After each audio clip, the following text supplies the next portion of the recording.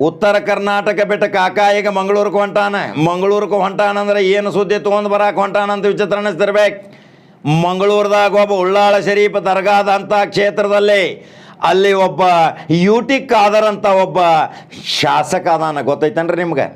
ಮಂತ್ರಿ ಸಹಿತ ಇದ್ರು, ಆರೋಗ್ಯ ಮತ್ತು ಕುಟುಂಬ ಕಲ್ಯಾಣ ಇಲಾಖೆದಾಗ ವಸತಿ ಸಚಿವರಿದ್ರು, ಆಹಾರ ಮತ್ತು ನಾಗರಿಕ ಪೂರೈಕೆ ಸರಬರಾಜು ಮಂತ್ರಿ ಇದ್ರು, ಪೌರಾಡಳಿತ ನಗರಾಭಿವೃದ್ಧಿ ಮಂತ್ರಿ ಇದ್ರು. ಆದ್ರೆ ಒಂದು ನಯಾ ಪೈಸೆ ಯಾರಿಂದಲೂ ಬೇಡಿಕೆ ಇಟ್ಟು ಹೆಸರು ಕೆಡಿಸಿಕೊಳ್ಳಲಾರದಂಥ ಮಿಸ್ಟರ್ ಕ್ಲೀನ್ ಅಂದರೆ UT ಖಾದರ್. ತಂದೆ 3 ಸಾರಿ MLA ಇದ್ದರು, ಮಗ ಈಗ ಹ್ಯಾಟ್ರಿಕ್ ಮಾಡ್ಲಾಕ ಹೊಂಟಾರ. ಇಂಥ ಒಬ್ಬ ಅಪೂರ್ವ ಅದ್ಭುತ ಒಳ್ಳೆಯ ವ್ಯಕ್ತಿಯ ಸುದ್ದಿ ನಾವು ಮಾಡಲೇಬೇಕಲ್ರಿ. ಇಡೀ ಮಂಗಳೂರದಾಗ ಯಾವುದೇ ಜಾತಿ ಧರ್ಮವಿಲ್ಲದೆ ಎಲ್ಲರ ಜೊತೆ ಸಹಬಾಳ್ವೆ ಸಮಾನತೆಯಿಂದ ಬದುಕುತ್ತಿರುವ ಈ UT ಖಾದರ್ ಒಂದು ಗಣಪತಿ ಗುಡಿನೂ ಕಟ್ಸ್ಯಾರ್ರಿ. ಅದು ನಿಮಗೆ ಸ್ಟೋರಿ ಗೊತ್ತಿರ್ಬೇಕು. ಅಲ್ಲಿಯ ಮಂಗಳೂರು ಜನತೆ ಎಲ್ಲರ ಸಹಬಾಳ್ವೆಯಿಂದ, ಎಲ್ಲರ ಸಮಾನತೆಯಿಂದ, ಎಲ್ಲರ ಜೊತೆ ಕೂಡಿ ಮಂತ್ರಿ ಇದ್ದಾಗೂ ಸಹಿತ ಅವರು ಕೊಠಡಿಯಾಗ ನೋಡ್ಬೇಕಾಗಿತ್ತು. ಸಾವಿರಾರು ಬಾರಿ ನಾವು ಆದಾಗ ಈ ತಕ್ಷಣ ಕರೆದ ಮಾತಾಡಿಸ್ತೀರ. ಜಯಮಾಲದಾಗ ಅವ್ರದ್ದು ಸರ್ಕಾರಿ ಬಂಗ್ಲೆ ಇತ್ರಿ. ಪಕ್ಕದಲ್ಲಿ ಆಂಜನೇಯ ಅವರು ಸಮಾಜ ಕಲ್ಯಾಣ ಮಂತ್ರಿ ಮನೆ ಇತ್ತು, ಬಲಗಡೆ UT ಖಾದರ್ ಅವ್ರ ಮನೆ ಇತ್ತು. ಮನೆಗೆ ಹೋದವರಿಗೆ ಅಲ್ಲಿ 5 ನಿಮಿಷದಲ್ಲಿ ಎಲ್ಲರ ಸಾರ್ವಜನಿಕರ ಸುಖ ದುಃಖ ದುಮ್ಮಾನಗಳನ್ನು ಕರೆದು ಮಾತನಾಡಿಸುವಂಥ ಇಂಥ ಅಪರೂಪದ ಶಾಸಕನ ಸ್ಟೋರಿನೂ ಹೇಳ್ಬೇಕಲ್ರಿ. ಇವತ್ತು ಏನು ಮಾತಾಡ್ಯಾರವರು? ಹೆಡ್ಗೇವಾರ್ ಇವತ್ತು ಪಠ್ಯಪುಸ್ತಕಗಳ ಬದಲಾವಣೆ, ಯಾವ ರೀತಿಯ ಕೋಮ ಪ್ರಚೋದನೆಗಳ ವಿಷಯಗಳನ್ನು ಮಕ್ಕಳ ತಲೆಯಲ್ಲಿ ಹಾಕ್ತಾ ಇದ್ದೀರಿ, ವಿಷ ಬೀಜಗಳನ್ನು ಬಿತ್ತಾ ಇದ್ದೀರಿ, ಹಳೆಯ ಇತಿಹಾಸಗಳನ್ನು ಸೃಷ್ಟಿ ಮಾಡಿದ ಇತಿಹಾಸಗಳನ್ನು ಅದನ್ನು ಅಳಿಸಿ ಹಾಕಾಕತ್ತೀರಿ. ಆ ಇತಿಹಾಸವನ್ನು ಸೃಷ್ಟಿಸಲಾರದಂಥ ಇತಿಹಾಸಗಳನ್ನು ನೀವು ಅದನ್ನು ಸೃಷ್ಟಿ ಮಾಡಿ ಅದನ್ನು ಅಳಿಸಿ ಹಾಕಕ್ಕೆ ಏನು ಹೊಂಟೇರಿ, ಅದನ್ನು ಅಳಿಸಿ ಹಾಕಲಾರದಂಥ ಪರಿಸ್ಥಿತಿಯನ್ನು ಮುಂದೆ ನಿರ್ಮಾಣ ಆಕೈತಿ. ಪಠ್ಯ ಪುಸ್ತಕಗಳ ಸಮಿತಿಯಲ್ಲಿಯೂ ಸಹಿತ ಯಾರ್ಯಾರು ಅದಾರ ಇದನ್ನು ಇವತ್ತು ಮಕ್ಕಳಿಗೆ ಯಾವ ರೀತಿ ವಿಷ ಬೀಜ ಬಿತ್ತಾಕ ಹೊಂಟೀರಿ, ಅದನ್ನು UT ಖಾದರ್ ಎರಡು ಚಂದ ಮಾತಾಡ್ಯಾರ ನೋಡ್ರಿ. ಇವತ್ತು ಮಂಗಳೂರಿನ ಜನತೆ ಇಂಥ ಒಬ್ಬ ಅಪರೂಪದ ಒಳ್ಳೆಯ ಬುದ್ಧಿವಂತ ಪ್ರಾಮಾಣಿಕ ಶಾಸಕನ ಆರಿಸ್ತಂದಿರಿ. ನಿಜವಾಗಿ ನೀವು ಮಂಗಳೂರಿನವರು, ಕಡಲ ತೀರದ ಕರಾವಳಿ ಜನರು, ಬುದ್ಧಿವಂತರು, ಒಳ್ಳೊಳ್ಳೆಯ ಶಾಸಕರನ್ನು ಆರಿಸಿ ತರುವಂಥ ಶಿಕ್ಷಣ ಪ್ರೇಮಿಗಳು ನೀವು ಯಾವಾಗಲೂ ಬುದ್ಧಿವಂತರು. ನಿಮಗೆ ಒಂದು ಲೈಕ್ ನಾವು ಕೊಡಬೇಕು.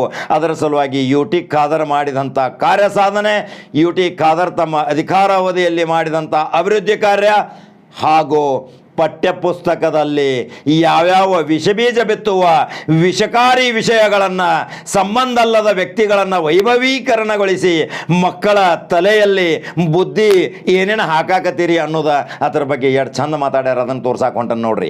ಹಾಗಾದ್ರೆ UT ಖಾದರ್ ಬಗ್ಗೆ ನಿಮ್ಮ ಅಭಿಪ್ರಾಯ?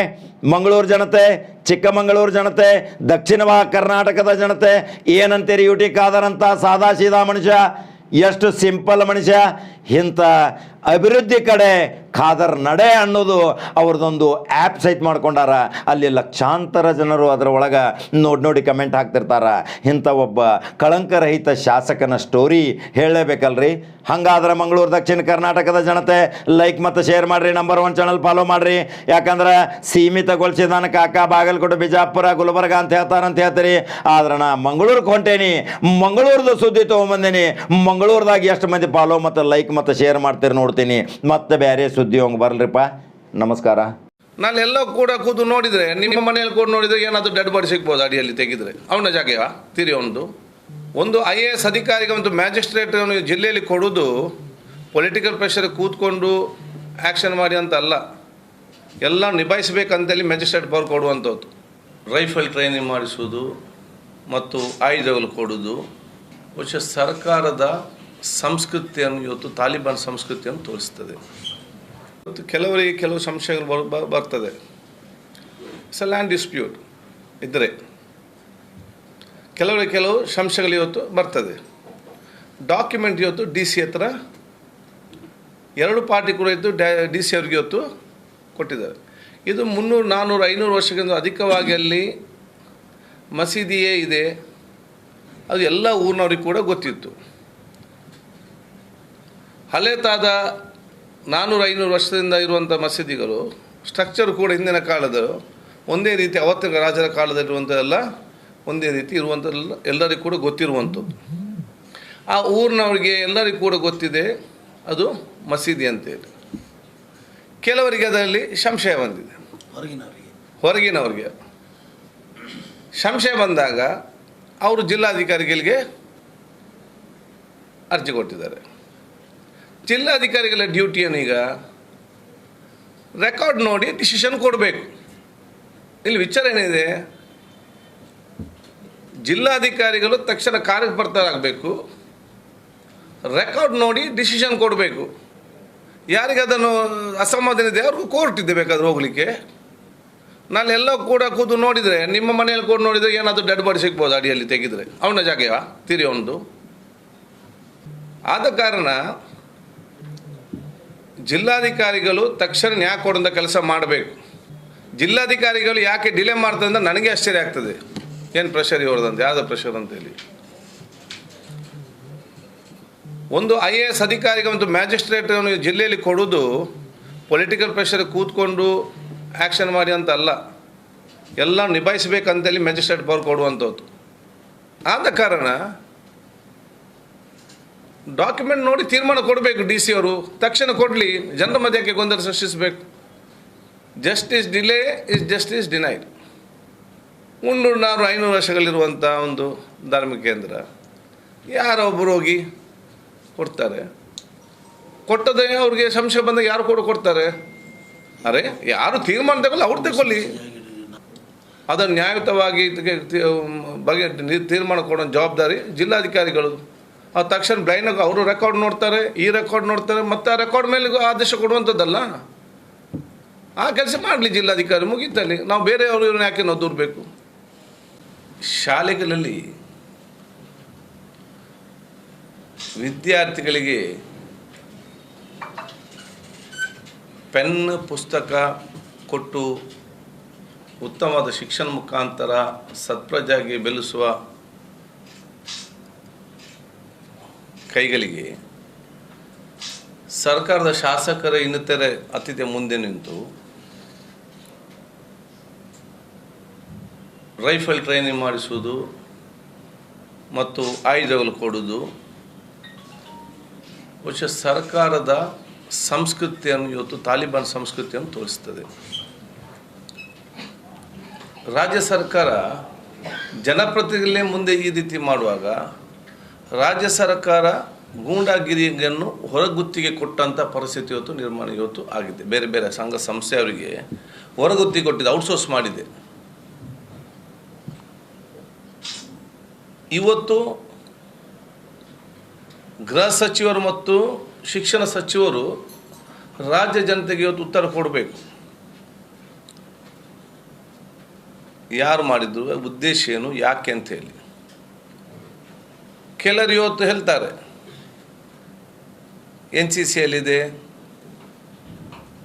ಅಥವಾ ಇನ್ನಿತರ ನಮ್ಮ ಟ್ರೈನಿಂಗ್ ಆಗುವಾಗ ಇದೆ ಅಂತೇಳಿ. ಟ್ರೈನಿಂಗ್ ಆಗೋ ಇದೆ, ಆ ಸಂಸ್ಥೆಗೆ ಒಂದು ಸರ್ಕಾರದ ಅಥಾರಿಟಿ ಇದೆ, ಸರ್ಕಾರದ ಒಂದು ಮಾನ್ಯತೆ ಇದೆ. ಅದರ ಆ ಒಂದು ಸಂಸ್ಥೆಯ ಉದ್ದೇಶವು ದೇಶ ಪ್ರೇಮ ಇವತ್ತು ಉದ್ದೇಶ ಆಗಿರುವಂಥದ್ದು ಎಲ್ಲ ವಿದ್ಯಾರ್ಥಿಗಳಿಗೆ ಇವತ್ತು ಆ ಒಂದು NCCಯಲ್ಲಿ ಸೇರಿದವರಿಗಿದೆ. ಅದು ಇಲ್ಲಿ ಮಾಡಿದವರು ಯಾರಿಗೆ ಬೇಕಾದ ತಗೊಂಡು ಎಲ್ಲೆಲ್ಲಿಗೆ ಒಬ್ಬರು ಟ್ರೈನಿಂಗ್ ಕೊಡ್ಬೋದಾ? ಜಿಲ್ಲಾಧಿಕಾರಿಗಳಿಗೆ ಪರ್ಮಿಷನ್ ಕೊಡಲಿಕ್ಕೆ ಆಗ್ತದಾ? ಜಿಲ್ಲಾಧಿಕಾರಿಯಿಂದ ಇದಕ್ಕಾಗಿ ಪರ್ಮಿಷನ್ ತಗೊಂಡಿದ್ದಾರಾ? ಪೊಲೀಸ್ ಇಲಾಖೆ ಅಧಿಕಾರಿಗೆ ಪರ್ಮಿಷನ್ ತಗೊಂಡಿದ್ದಾರಾ? ಅಥವಾ ಇದನ್ನು ಮಾಡಿಸಿದಂಥ ಅವರ ಸಂಘಟನೆಯ ಬ್ಯಾಕ್ಗ್ರೌಂಡ್ ಉದ್ದೇಶ ಏನು? ಇದೆಲ್ಲ ಕೂಡ ಸಮಾಜದ ಭವಿಷ್ಯದ ಒಳಿತಿನಿಂದಾಗಿ ಆಲೋಚನೆ ಮಾಡಿಕೊಂಡು ಇವತ್ತು ಸರ್ಕಾರ ತೀರ್ಮಾನ ತಗೊಳ್ಬೇಕು. ಇದನ್ನು ಇವತ್ತು ಸರ್ಕಾರ ಬಹಿರಂಗಪಡಿಸುವಂಥ ಕೆಲಸ ಇವತ್ತು ಆಗಬೇಕಾಗ್ತದೆ. ಯಾರು ಇದನ್ನು ಮಾಡಿದ್ದಾರೆ, ಅವರ ಉದ್ದೇಶ ಏನಂತೇಳಿ ತನಿಖೆ ಮಾಡೋದು ಕೆಲಸ ಇವತ್ತು ಆಗಬೇಕಾಗ್ತದೆ.